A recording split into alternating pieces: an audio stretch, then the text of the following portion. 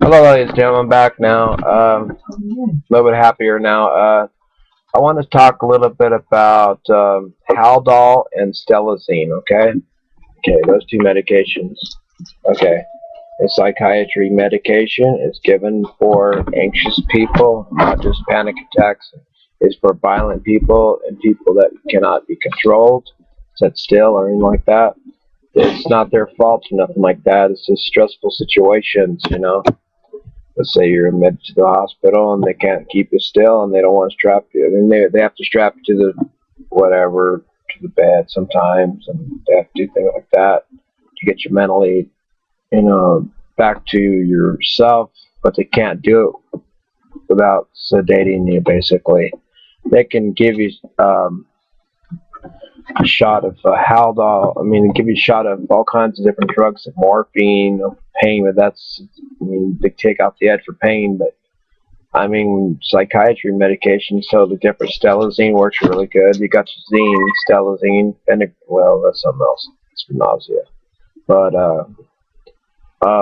thorazine's really good. Mellaril, that's for psychotic situations, schizophrenia, bipolar affective disorder, and stuff like that. Before you take that medication upon yourself without a doctor's permission and authorization.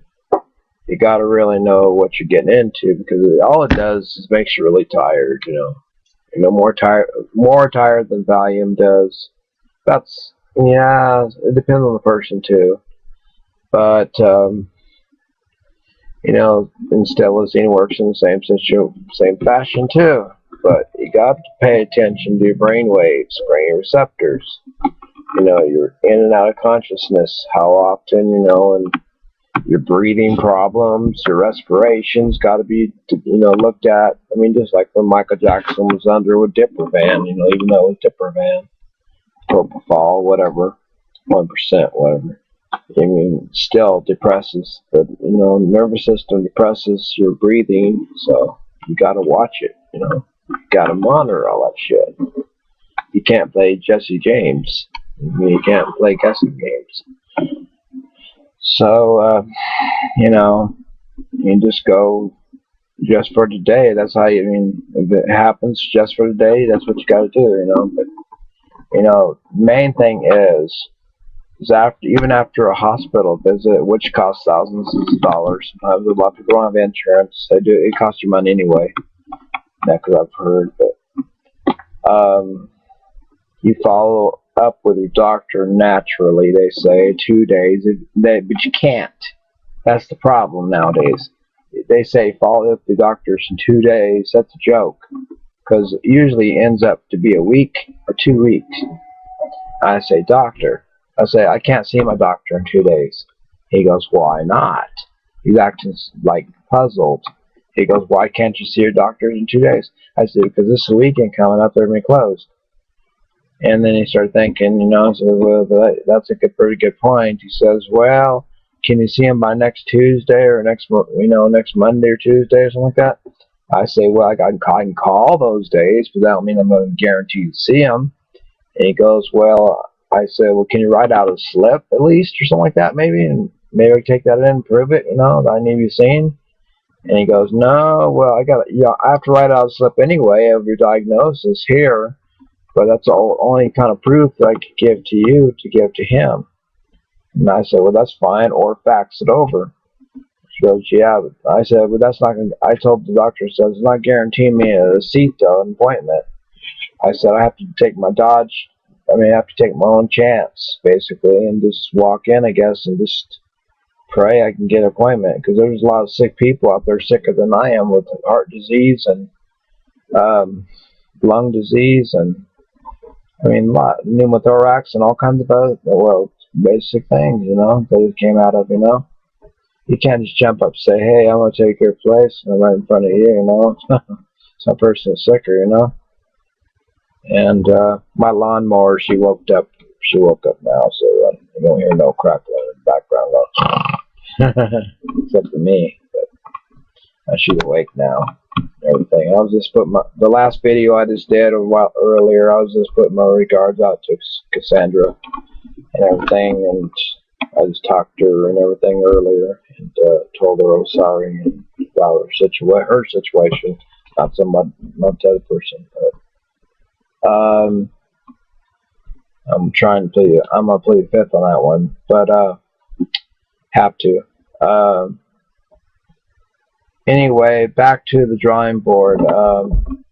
You can mix these drugs, the stelazine and Haldol, but I wouldn't recommend too much of a sedative with the effect of Haldol. You can do one like if they give it to you in the evening, Haldol, usually 5 milligram, I believe, is most maximum. They give it 3 times sometimes. It depends on the person too. You don't just jack them up just like that. Okay, you can take a Xanax later on before bedtime. Because it only lasts a few hours anyway. It's somatic. If you want some, because most benzos too, benzos that you do take, like Xanax, they enter the body and leave the body, like that, because the liver breaks it down. It breaks down all drugs anyway. Okay, stelazine is, well, it's a little bit different, but they're both antipsychotic, like Zyprexa. Okay, these drugs, though, tend to have a lot of things to watch out for. Puffiness of your mouth, puckering of the lips, of the hands. You start doing this, called snakes, doing the snake move, flickering, something like that. Hold your hand out, still shaking. That's Parkinson's syndrome, whatever it is, Parkinson's. And they got the RS, whatever the doctor said. I forgot what the last one, P something, I think it is. And then there's so many different ones. But the one you really got to watch out for is when you start making face expressions, you get stuck. Tardivs, it starts with tardive. That's all I know. And then DY at something. I have to look it up again. But this is where you get stuck in that position for a long period of time. So it could be permanent too, damage. So you really got to know, especially with people that have muscle twitching and a lot of other things.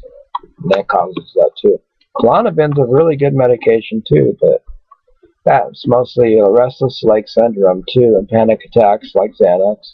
Because the only thing I like about Klonopin is it doesn't leave the body as fast. It stays in the body a long time. It works longer than Xanax does. I could take Xanax. Let's say I take 2 milligrams of Xanax, like I did a while ago in front of you guys, right? Example. Okay, it leaves the body 4 or 5 hours. I'm just saying, example. Okay, it leaves the body 4 or 5 hours. That's used to it. Okay, then you get your Klonopin. You get 2 milligrams of that. That don't leave the body within that time. They stay in there about 6 to 8, probably 7 or 8 hours, maybe longer. It's going to stand a long time. It works real effective. It's not a bad medication, really.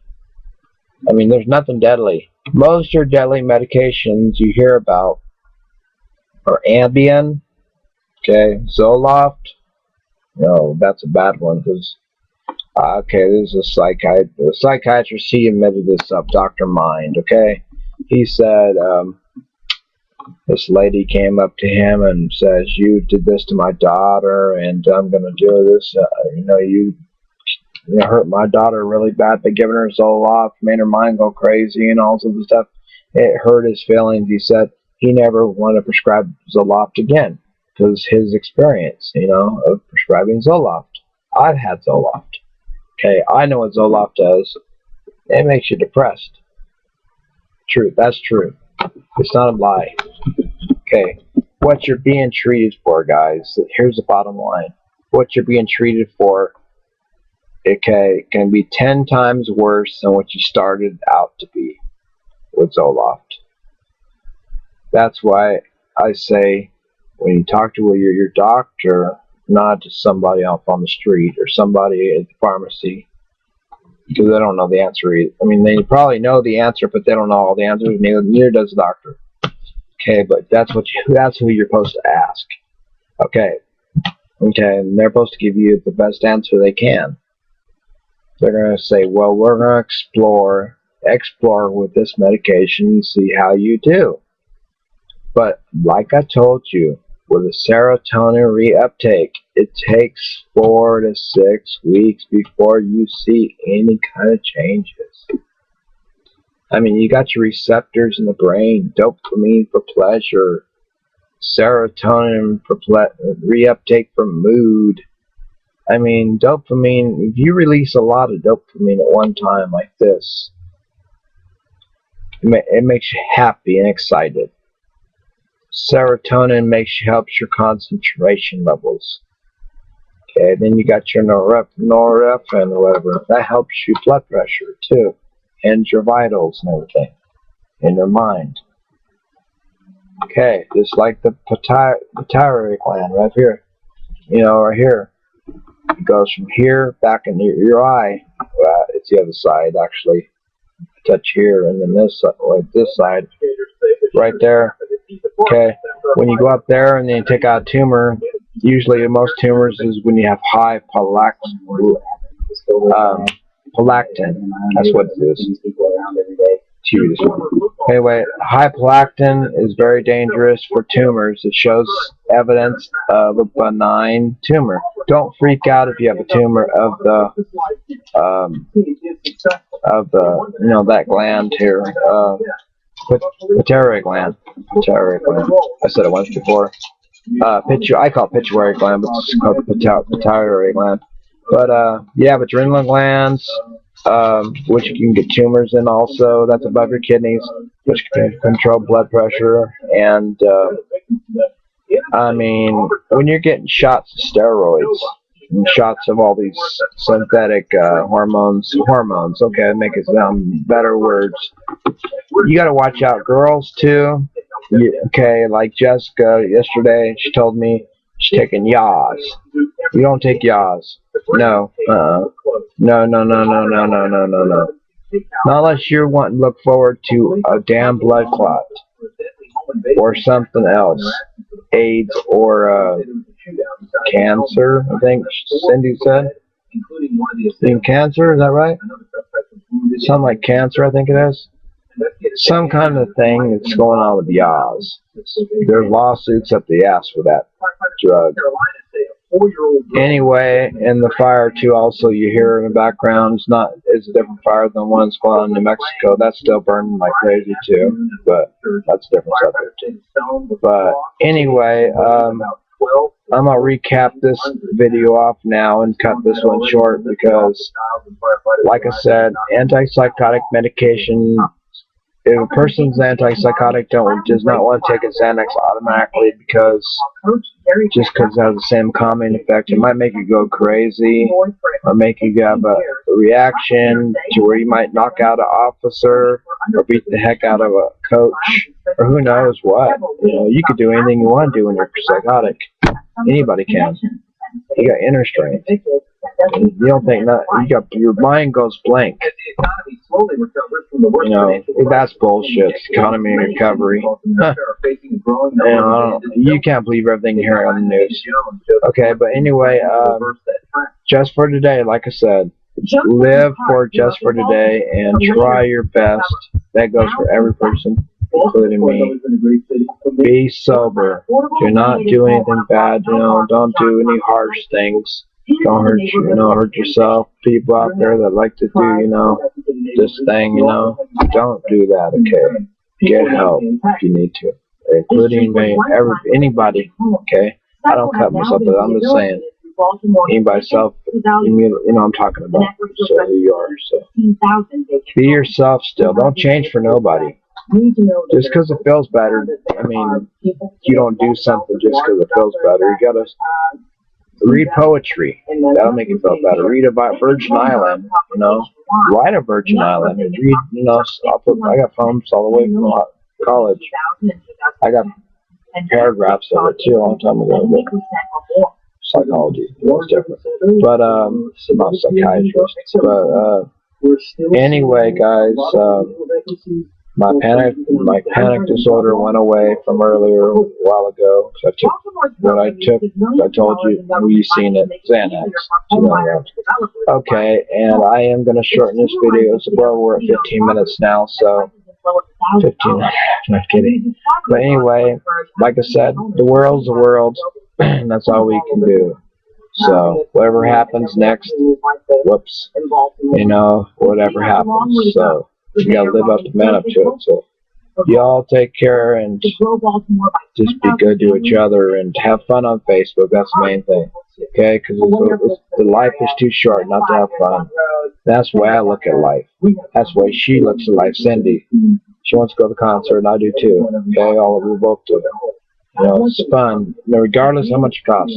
Okay, you take care. It's already been paid for anyway. You guys have a good one. God bless. And you too, Cassandra, once again. I really feel terrible about that. Okay, you take care of yourself. And late. Hello, ladies and gentlemen. I'm back now. A little bit happier now.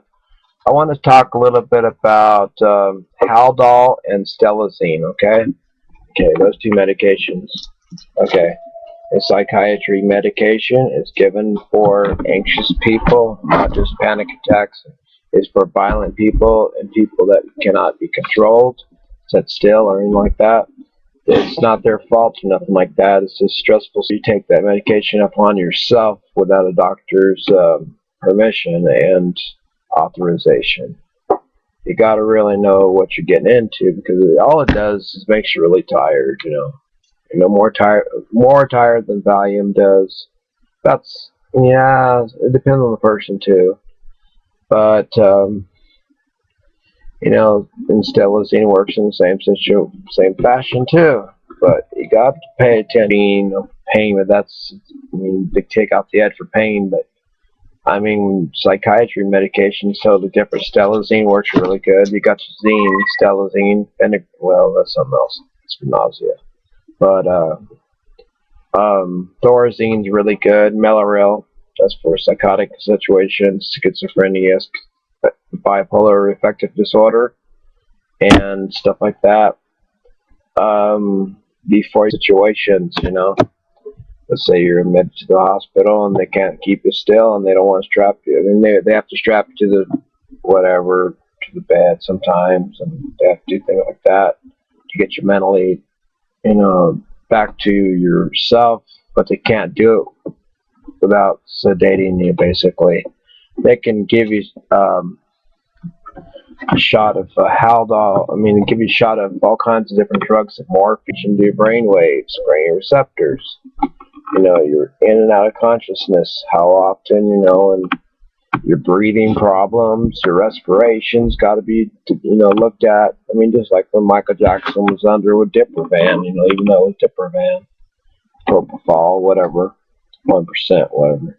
I mean, still depresses the, you know, nervous system depresses your breathing, so you got